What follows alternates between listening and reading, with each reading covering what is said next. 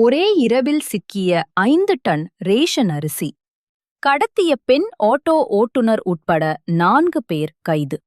2 omni van, ஒரு auto மற்றும் சரக்கு வாகனம் ஒன்றும் பறிமுதல். காரைக்குடி ஏஎஸ்பி அதிரடி.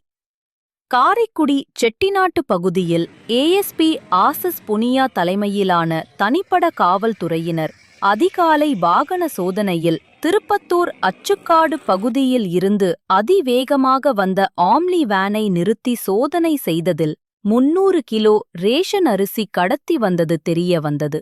அதனைத் தொடர்ந்து ஓட்டுநர் நாகராஜை கைது செய்து ஆம்னி வேன் மற்றும் 300 கிலோ ரேஷன் அரிசியை பறிமுதல் செய்தனர். அதுபோல் காரைக்குடியில் ஹவுசிங் போர்டு பகுதியில் ஆட்டோ ஓட்டும் ரேவதி என்ற பெண் ஓட்டுநரின் ஆட்டோவை நிறுத்தி சோதனை செய்ததில் ஆட்டோவில் 300 கிலோ ரேஷன் அரிசி கடத்தி வரப்பட்டது தெரிய வந்தது.